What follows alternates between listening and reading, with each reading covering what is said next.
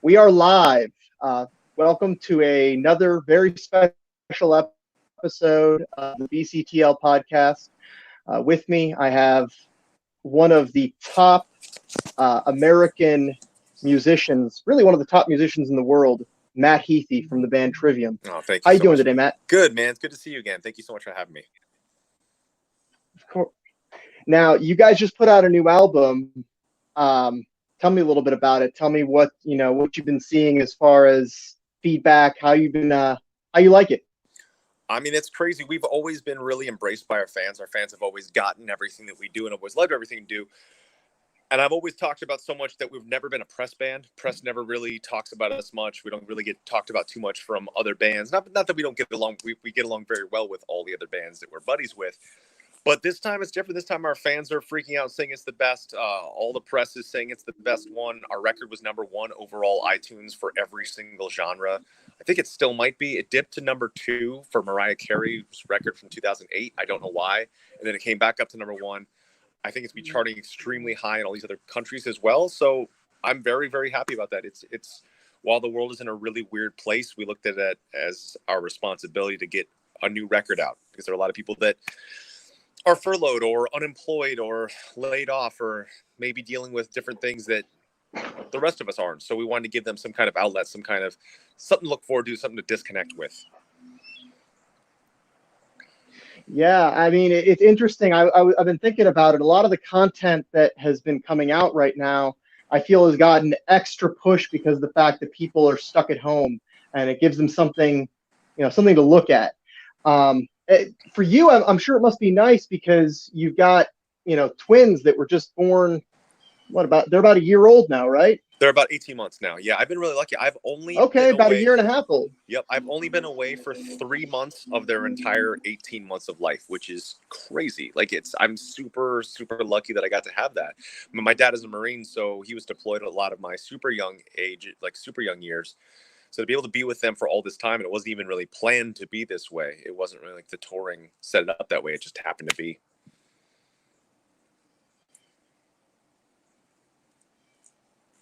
And you look frozen. Hello? Check. Sorry about that. Oh, no lost you. Yeah, I'm right here. Cool. Sorry about that. My internet connection isn't great right now. We got bad weather up here in Cleveland. That's all good. So anyways, so as far as your jiu-jitsu training goes, I know that, you train at Gracie Baja down in Florida, and everything's closed right now. Have you been doing anything as far as training goes lately? Man, I'm just like every other jiu-jitsu person right now, just missing it so much. On different records where we've lived somewhere else, I've done like home drills and stuff. But this time around, I don't know. I haven't been able to bring myself to. My friend did build me this specific thing made of piping and tubing and joints. It's basically to simulate legs. So it's all specifically for leg lock drills. I need to bust that out. But what I've been doing instead is doing like multiple days of cycling, body weight stuff, yoga. So like a 5-day-a-week thing, trying to evenly disperse that. Like 3 main days of cardio, 5 days a week of body weight stuff, and 2 days of yoga. But I need to bring out that pipe and tubing thing. I think I need to use it. I know it's going to make me sad and happy at the same time because I just miss it so much right now. So we got a question here, and I am monitoring the questions. We got a question from Renee Neef. She's asking, what was the hardest song to write on the new album? Thankfully, when it comes to music, things are never overly difficult, because what we do is we make sure there's never a quote writing time. We make sure that we just write when we feel inspired. We never say, hey, we're going to make X amount of songs in this amount of period. We started writing a lot of this music shortly after the Sin the Sentence came out and just went for it from there. I'd say probably lyrically for me, because lyrics can be presented by any one of us. Music can be presented and started by any one of us. But the song Sickness Unto You is one that was something I had to write. I don't want to give away too many answers of what it is or what it's about. It's obviously a song about loss, but writing that song was particularly difficult, and still even performing that song on stream and stuff, I'm happy to perform it, but it was obviously an intense part of my life I had to put down on a pen and paper. Mm-hmm. That's a good answer, man. We got another question from Benjamin Wright. Matthew, do you share your knowledge of martial arts? Do you hope to share your knowledge of martial arts to help your daughters in the future? I have a son and a daughter. I intend to definitely show them both jiu-jitsu. I'm going to start them as, I believe the earliest age at my school is 5 or 6. I'm going to start them right away. But my thing is like the same way with my dad. Like he waited to see what I showed interest in. Never really pushed me anything. I'm like the first non-military or first responder male on my dad's side ever. But they never pushed me into that. And I will let my kids try it. If they love it, they can stick with it. And if they don't want to stick with it, I'll be upset, but I'm not going to make them stick with it. But I really hope they do. I look at them sometimes, and already as children, they do understand a lot of the things that I see that we do later on in jiu-jitsu. Like I've been trying to, one of our black belts was teaching me to teach drills when I'm doing diaper changes, like passing the guard training, like making them understand that using their legs to keep your body away. So my daughter understands that really well. Akira kind of just lets you pass. I saw Mia do, it's kind of like the bike rack takedown that she did to Akira once when he had a toy that she wanted. So it's amazing to see that primal instinct is already there. And it's almost like we forget about it as adults and learn it again when we get into martial arts. Yeah, for sure, man. Now, one thing I find really kind of interesting at this exact moment in history is the accessibility of people in your position. Like in the past, there was that mystique and that boundary between the rock and roll or metal musician and their fans. How do you feel about kind of the dissolution of the concept of the rock star? I mean, I definitely don't like the term. Like I always push and let people know I'm just a normal person that happens to do something that we all enjoy. Like for our fans, anytime I ever meet someone that might be like, oh my God, I can't believe it's you. It's like, no, I'm just a normal person, just like you are. I make music that you like to listen to. And I was really try to push that point that no one is above anyone else in anything. With that being said, I have met a lot of band guys that have asked me about streaming. And when I tell them about it, like, all right, I can't do that. That's too much. What is cool is even though I am essentially, Matt Heafy, the Truman Show 5 days a week, and I stream like 3 to 6 hours a day. Despite that, no one knew we made a new record. We kept it quiet. I am able to still keep that mystery there. So it is curating exactly what I want to show. Like, for example, I've never had my kids' faces on any of my social media ever, but even blanking their faces out or putting like a sticker there, people don't seem to mind. But before putting the pictures out there, people are like, why don't you have your kids up? And I want to give them that decision when they can finally make the decision for themselves. Like, do you want your photo online? No? Okay. You don't have to. Do you want your photo online? Yeah. Okay, sure. But I feel like there is a right way to pick exactly what you want to show and what you don't want to show online, especially even with streaming that much. While we were making the record, no one knew.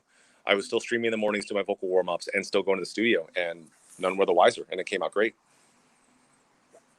Awesome. We got another question here from from Bobby Nasiri. He's saying, Matt, I'm Gracie Baja as well. Curious, at what point in your jiu-jitsu journey did you start dabbling with leg locks, and did you get into them through privates? So just maybe not like everyone, but I was an extremely slow learner in jiu-jitsu. Like my first year, I wanted to quit the whole time. By when I got my blue belt at 2.5 or 3 years, I was the kind of person that I should have competed at white belt, but for some reason, as soon as I got my blue belt, I'm like, I'm going to go compete in blue belts now. And I went against a blue belt who was just an absolute amazing monster. So I do things backwards a lot, and I always do things the difficult way. So for the 3, 4, 5 years, I was kind of getting my butt kicked, and I started traveling around the world. I was able to train at Absolute MMA. It's actually Lachlan Jazz's school, but I wasn't able to train with him at the time. So I got to train there, met an amazing couple of professors there, Tiago and Brenton. Brenton was attacking leg locks. I had white belts attacking with leg locks on me. I remember grappling at that school. One of the people there put me in it was a white belt that put me in a heel hook immediately. I was like, oh, what was that? Like, that's a heel hook. I'm like, well, I'm not allowed to do that at my school. And they're like, well, we are.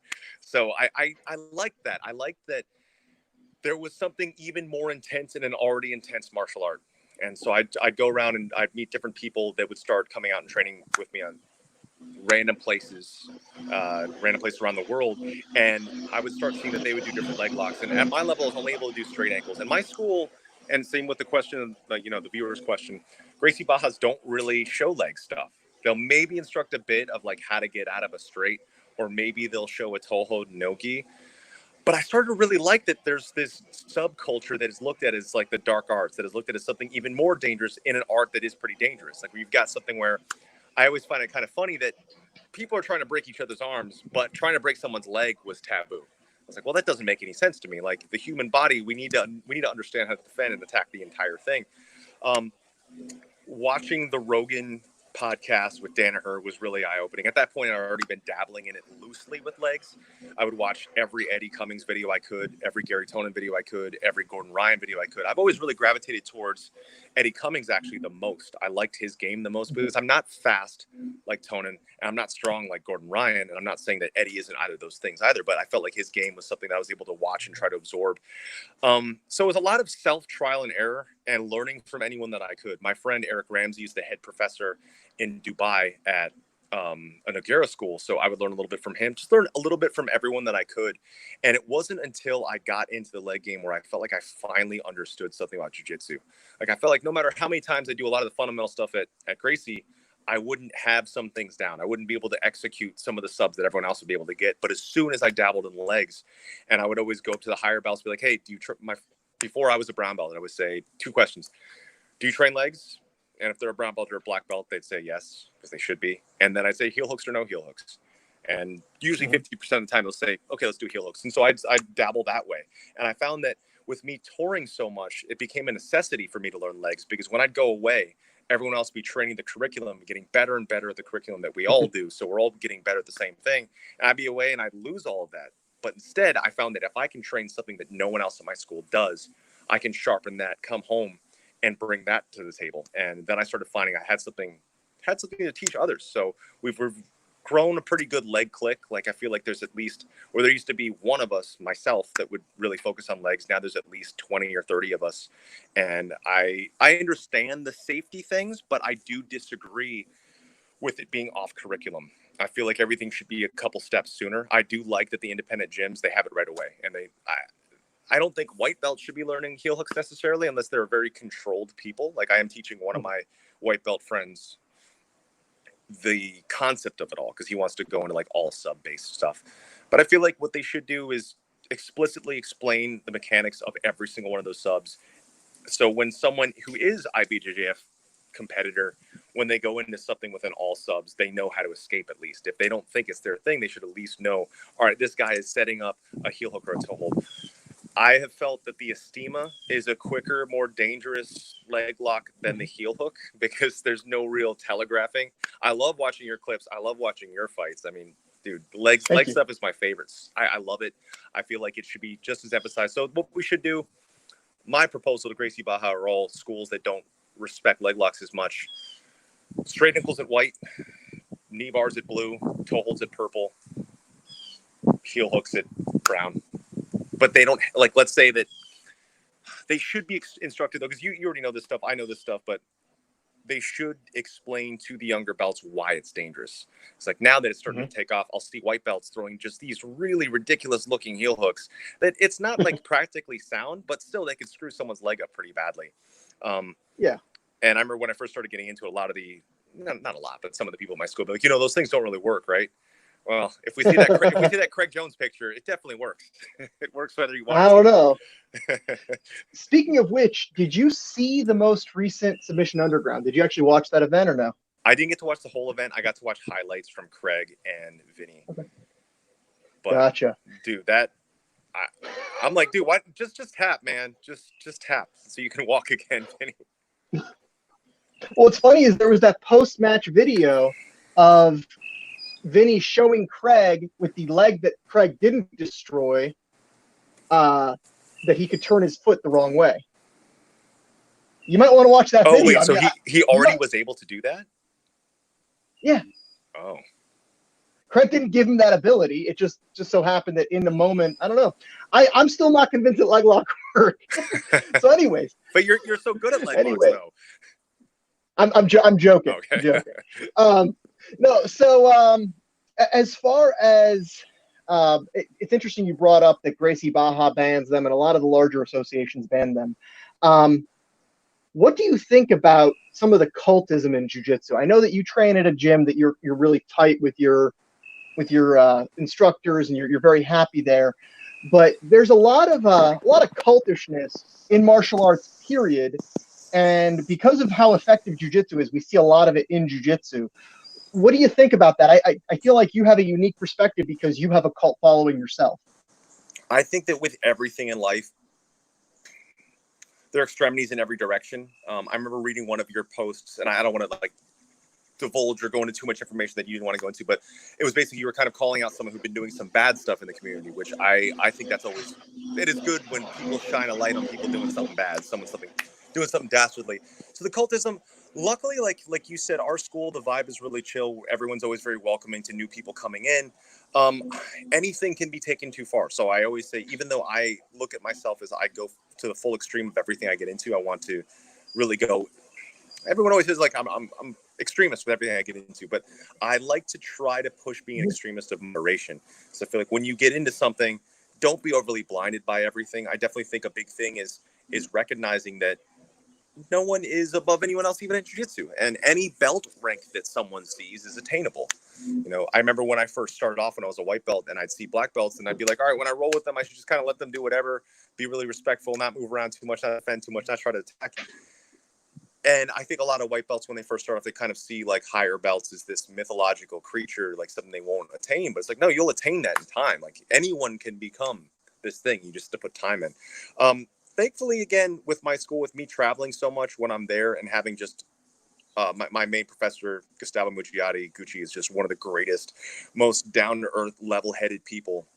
So there isn't that extremist or that cultist mentality at our school because the person up top, because Gucci is so chill and because he just loves the art and understands the art so well. I have seen it though. Like I have seen in other schools, I've seen other places. The one thing I don't understand is why both martial artists and gamers have such terrible taste in music. Every single jiu-jitsu gym and every single MMA gym is always playing really bad music, and I don't understand it. I don't understand why there are love songs playing where they're dudes choking each other out or trying to snap their legs off. I remember one of my favorite videos that I saw of like a Death Squad video, that Maya He Maya Haha song is playing. It's like, dude, you guys are teaching like the dark arts of the dark arts. You are the greatest, and this is playing in the background. What the hell? So that's one of my biggest critiques of being someone who likes good music, and in my opinion, plays good music. Every jiu-jitsu school I've been to plays bad music. I don't understand it. Play good music. Play at least play rap then, or play hardcore punk or metal, or at least rock. But hearing the Beauty and the Beast soundtrack song while dudes are grappling, it's just unacceptable. I almost want to use that as a walkout song now that you mentioned it. Well, we got a question. Sorry, go ahead. We got a question about your new album that I think is actually a really good one. What are your biggest influences on what the Dead Men Say?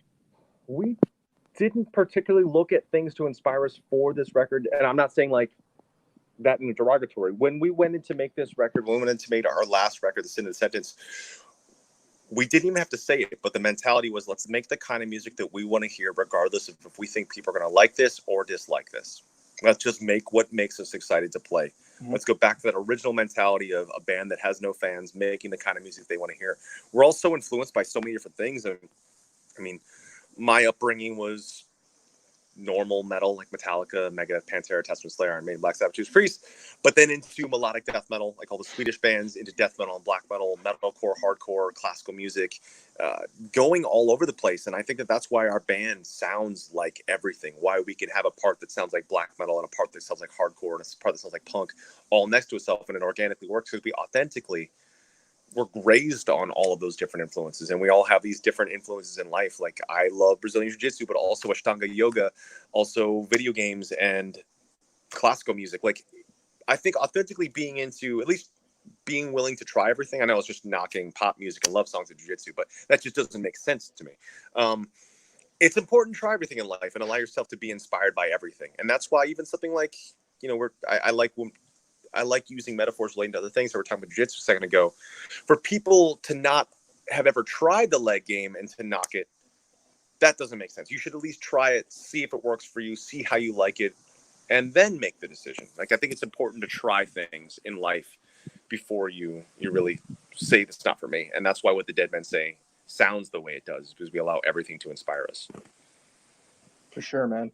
Now, one thing I was thinking about leading up to this interview is if you were to put together a best of set list, let's say 10 songs, best of Trivium. What do you think those would be?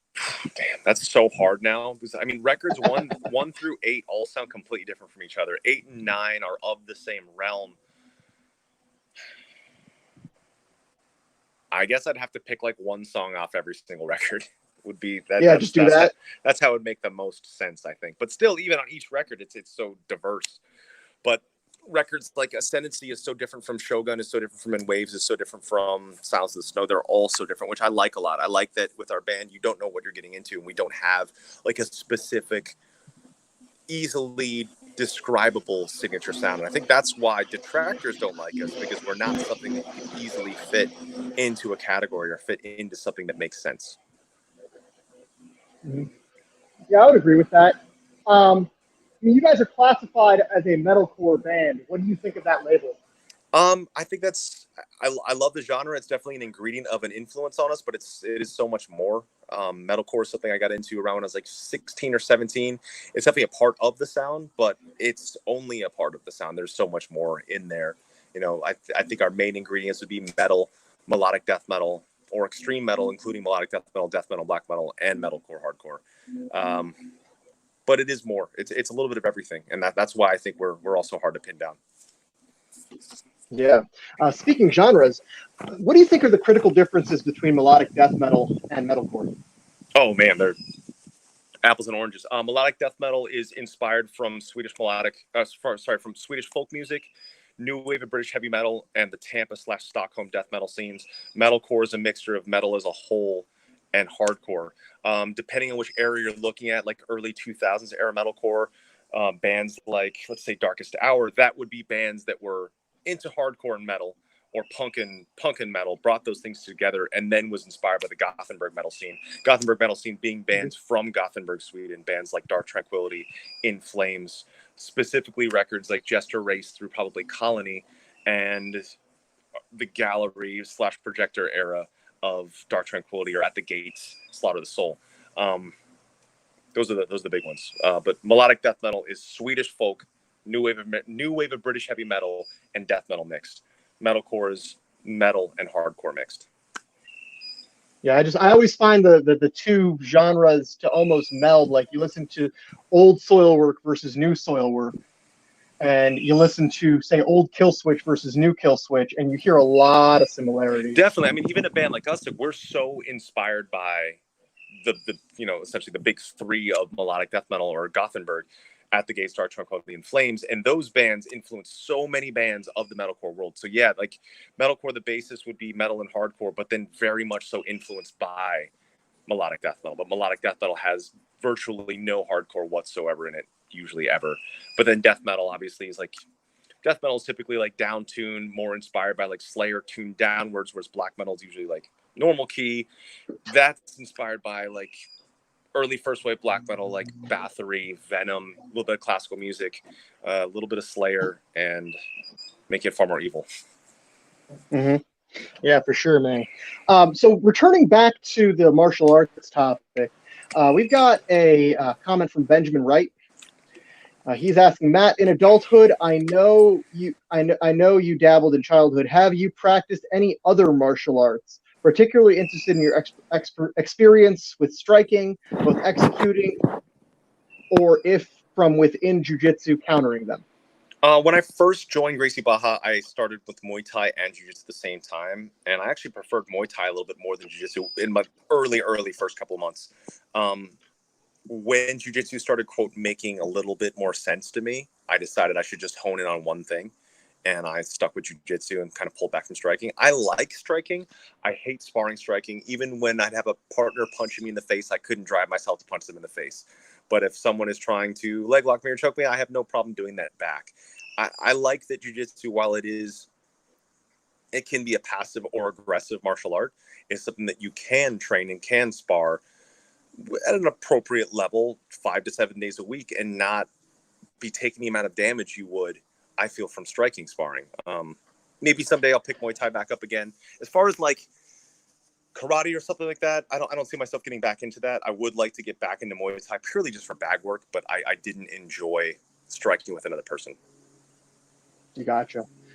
Now, another question I had for you. So you were mentioning a little bit of the leg lockers that you like to watch. Specifically, you mentioned Eddie Cummings, Gary Tone, and Gordon Ryan. Considering the fact that Eddie Cummings was your favorite, and he hasn't really done much competitively in the last couple of years, really, have you picked up anybody new that you've been watching? Any up and comers that you've been watching that you draw inspiration from? When I very first got into jiu-jitsu, so I'll go backwards, Buchecha was my favorite, like before I understood like really much so about leg locks. Craig Jones would be, I know Craig Jones isn't quote new, but he really is the man. I mean, I love his vibe so much. It's like, I've never met him, but he seems like a really, really cool, like down to earth person. I've always enjoyed that vibe. And I think, sorry, airplane. That's why I've also always enjoyed Eddie Cummings, because I understand, like, it seems like the larger than life persona, which is really never something I've ever done aside from like, I guess when performed, that it's not really a persona.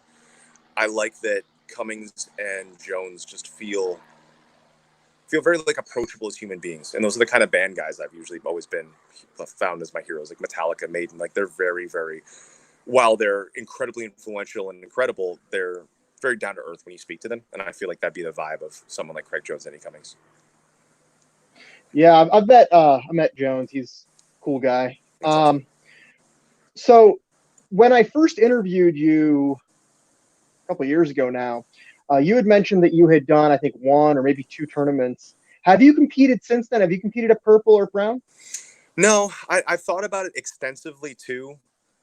While it is so good for people doing jiu-jitsu, it is so good to have that adrenaline dump. It is so good to compete, to know yourself, and to really get to know who you are under those extreme stress, tension circumstances. I feel like I've been able to get to know myself through shows in that way. I feel that people that compete are better than people that don't compete, for sure, because I feel like each competition is essentially, if you're to try to wait in time, I think a competition or a match would equal like a month or 2 or 3 or 4 of normal training because of that adrenaline dump, because of that level of you're competing against someone who isn't your friend, who isn't from your school, who is trying to win, and you're trying to win. I think it's a very good thing. But with what I do, honestly, and whether people think it's a cop-out or not, I think it's too risky. It really is too risky for my fingers, my hands, my arms, my throat. I've had a lot of people say jiu-jitsu is the worst possible martial art that a singer, guitar player could pick up. And it is. But I love it too much to ever stop. I love to be able to train with people. So like Andre, our retired pro MMA fighter, security guard, I love to train with him. Like when we're off tour, we're like, all right, let's, we don't have to say it. We don't have to set limits, but we can go off the body language of, if we want to go competition pace, or at least what I think competition pace was or is, we can. And I like to do that with people that I'm comfortable with and that I know. And it's not because of like an I don't want to get hurt thing. Like jiu-jitsu, there's always random weird freak injuries. But I don't know how to describe it. I don't know if that makes sense. But I've just thought so much, with so much time I put into Trivium and guitar playing and singing, that the risks outweigh the rewards for me. But I feel like someone who is not a professional musician, who is a hobby musician, who's also a hobby jiu-jitsu practitioner, they should absolutely do it, because it is very good for you. It is very good for your jiu-jitsu. Have you had any injuries? I have. This finger right here is the worst of the batch. This middle finger right here, the top knuckle. It was from a grip strip, surprisingly, with a black belt when I was maybe a purple belt. I know whenever I see a big beefy grip strip coming in, I let go. I didn't have time. I was gripping the bottom of his gi, and he popped his hips backwards in a way that pulled this sideways. And still, 2 years later, it still feels like crap when I play guitar sometimes, which that's the one that really made me go, all right, I got to be a little bit more careful, because if I hurt myself for my main gig, I can't pay for my jiu-jitsu gig. So that's unfortunately the way it is. So if someone who is not a professional musician or not a professional surgeon and you want to compete, you really, really should, because it is very, very good for you. I'm very happy I did that one. that first one I did at blue belt, I'm very happy I did it. I lost 12-0, and he had the rear naked choke, and I was choked purple in front of all my friends. But what it showed me is what I thought jiu-jitsu was absolutely wasn't. I was going fundamental drill pace, or even like white belt fundamental drill pace, and it showed me that jiu-jitsu wasn't what I thought it was. And that's when I really went, all right, I need to take this a lot more seriously and train better. I wish competition was in the cards for me, but I just don't think it is. I just don't think it is. And to show what kind of person I am, and my professor still tells me he knows the second I lost at that competition was when I went to my opponent. And me being me, I went up to him. I said, "Hey, my name is Matt. This is my first time competing. I just want to say it's really good to meet you. Let's go have some fun out there." He's like, "That's when you lost." I that's who I am. I guess he said I'm too friendly, too nice, and that's why, like, with my friends, that when we do like to grapple super intensely. I'm not saying like hard, like we're trying to beat each other, but we don't really set like a pace. We don't say it's not flow rolling when I'm not on tour. It's just let's just go. I'm not worried that they're trying to hurt me, and even if they're trying to win, even if I do get hurt, I don't mind because it's someone that I know. And I maybe there's a better way to describe that, but me going to my opponent, just saying, "Hey, let's have fun. Nice to meet you. I've never competed before," and smile at them. I don't know. Maybe that just shows I'm not a competitor for that. But when it comes down to being in a band, I do look at it as friendly competition. I do look at it as, all right, we're going out there to kill. We're going out there. Let's go up on stage and let's give absolutely everything of who we are. This is a fight. This is a battle. And I think because I have that for playing shows, I don't need that for jiu-jitsu competition. But people who don't have the shows, it makes sense of the competition. Yeah, I hear what you're saying. Speaking of which, I was actually going to ask you that next question. When you play shows, do you experience the same kinds of, I guess, sensations as you feel in stressful situations on the mat? Or did you back when you first started playing shows? I feel like it's in the place like you were a kid. Because like how you've competed so much to the place now, I'm sure you don't go up there and get the adrenaline dump or the adrenaline dump blackout. But I remember the first time I ever had the adrenaline dump blackout for a massive show when we were first playing Download 2005. Before that, our biggest show was in front of like 2,000 people, and it was 40,000 people. And when I saw 40,000 people running up the hill, I blacked out, adrenaline blacked out, walked off the stage. The show was over. And luckily it went great because of all the muscle memory that was pre-programmed into us and into myself. I believe that's what competition is as well. I believe it's all that muscle memory, reprogram your body to be able to work in those times. And then you have to rebuild it again for competition. You have to rebuild it again for shows. So we've played so many shows now that when we walk up on stage, we do feel that like alive feeling, but it's not that adrenaline dump that you can't control. That was probably, I don't know, you've competed a lot. It's probably, I don't know what, the first 25% of your competitions, you felt more adrenaline dump than before. And it gradually becomes something you can control that's still there in the background. That's what I feel like I get to experience for shows. So now, with having been in the band for 21 years of playing shows, it's like I don't get that crippling adrenaline dump. But definitely in the beginning, I would have had that. I think that for me, it was all about the frequency of competing, less than the actual number of competitions. In that I didn't give myself any time between competitions to kind of recover from it, quote unquote. Did you find that as your band started touring more and more, that the adrenaline dumps, from playing a show would go down, would decrease? Yeah, the point where it's that uncontrollable one, the one where you feel yourself telling yourself like, I need to chill out, I need to chill out. You're seeing your reactions be a lot faster. But now they're in a place where it's completely harnessed. Or I'm sure the first several shows that we come back after this pandemic, it's going to be much higher than usual because it's a matter of like learning how to control that again in a way that it's still there, where the excitement is still there, the adrenaline is still there. But it's learning how to harness that. And the same way you said, like, that makes sense to me, the frequency, because if we're on tour, we're playing 3 to 5 show in a row bursts with a day off. So that frequency is always up. So you never really have time to chill and lose that ability to harness that fire, so to speak. Mm-hmm. I've got an interesting question here from Pierre Bonazza. He's asking, each record got its own atmosphere. Based on your personal experience, adding new vibes to each, and each is different than the previous one, almost from Trivium early years. Do you think young Matt from those early years would like the latest record? Definitely. I feel like there have only been 3 times in our history, in our career, Crusade, Vengeance Falls, and Silence of the Snow. While I'm proud of those records and I love a lot of the songs of those records, those are the only times in Trivium's career and history where we said, let's stay in a lane. Let's not go over here. Let's not go over there. Let's stay right here. I feel like a big part of the Trivium sound is allowing anything to happen that's going to happen at that time. And when you set limitations on it is when it isn't fully the Trivium sound. The Trivium sound is allowing anything to happen.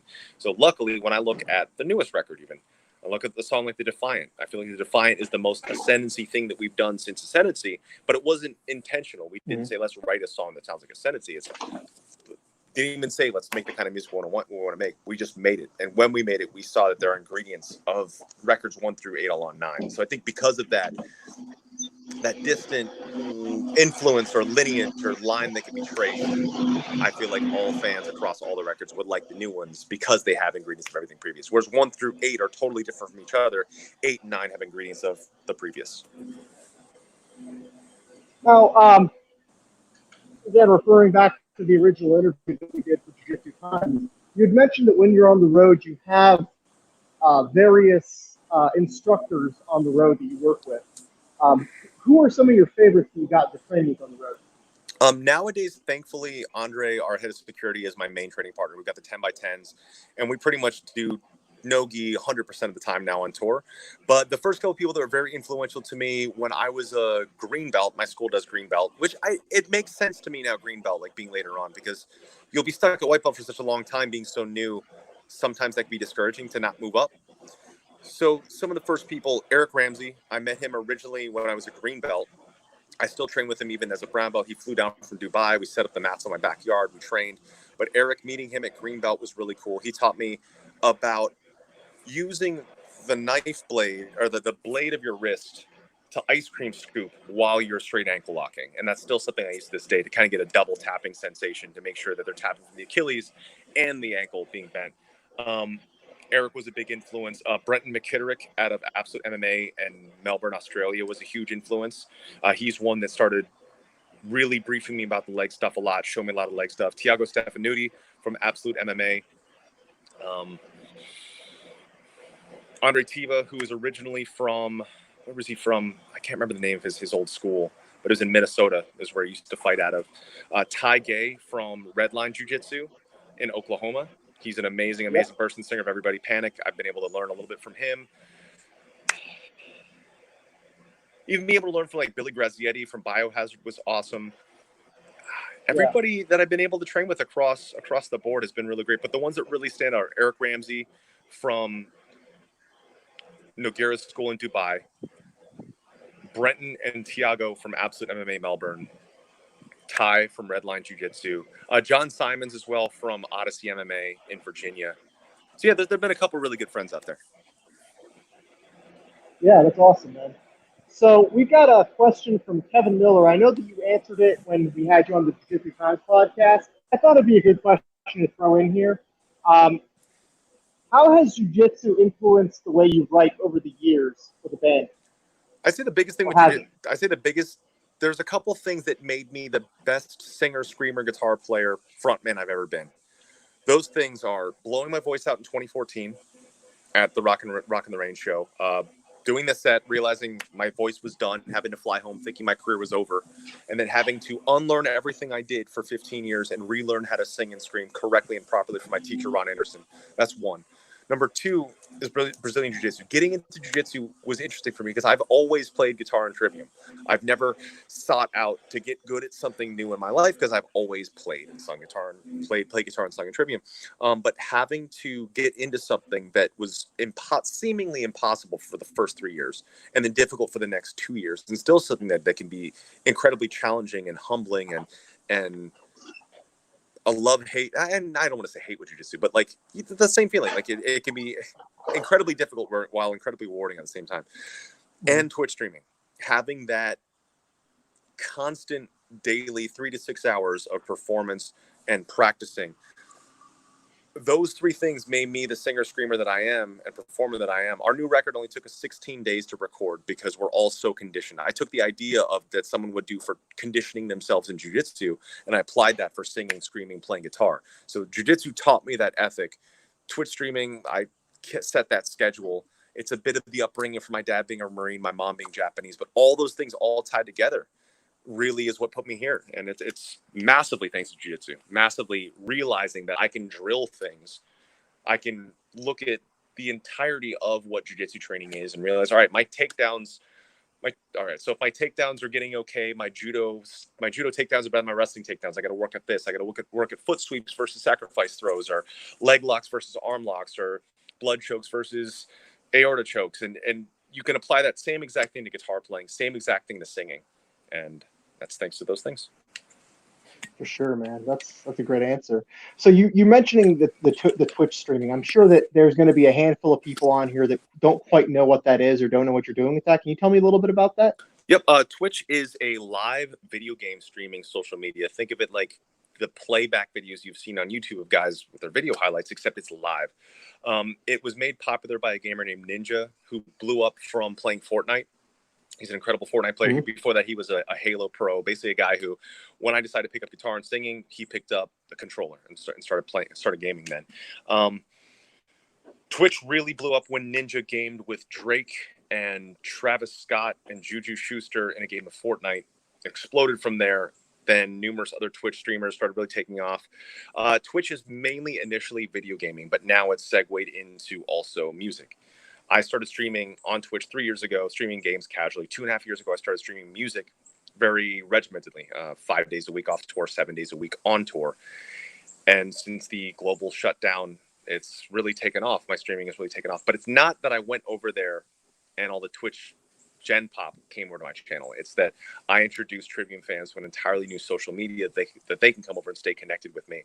I originally just planned on making it something that Trivium fans could have, a place where they can have and hang out and hang out with other like-minded people and myself, and I can stay in shape for tour, keep working at my craft. And it has since blown up into something really great. Now Twitch is having me do all their official help videos. I've been helping numerous musicians, everyone from Josh from Architects to Devin Townsend to Carl from Nile to dudes from Archspire and Thonic and anyone else that really wants help. If people don't want help, they don't need to ask me. But if they need help, I'm there to help them out. So it's cool that I'm doing the official help guide. I've been now covered in things, not because of the finances coming in, but because of the tech. Covered by Forbes, Bloomberg, TechCrunch, Kotaku, all these new things. And it's all from streaming. And it's pretty amazing. That's so cool, man. So one last question, because I know we have a strict 45-minute limit here for today. What do you think is going to be the return protocol for concerts for considering the comeback from the coronavirus? I mean, we could see some countries doing it so correctly. We can see some states doing it so correctly, some states doing it so incorrectly. Florida, as of 2.5 weeks ago, still had people partying on the beaches and saying, F coronavirus, I don't give a shit. I'm going to party and it's my life. If we all just exercise proper physical distancing while keeping social connectivity like this, I feel like it'll need to be a gradual reopening of everything. It cannot be 0 to 100, or it might spike back up again and force us to have to close shop again. I mean, one death is too many. And the fact that the staggering amount of numbers that we have here. So I think the protocol would be doing it steps. First essential work, and then grocery stores get to open a little bit more, then hopefully restaurants soon, and then gradually picking it back up.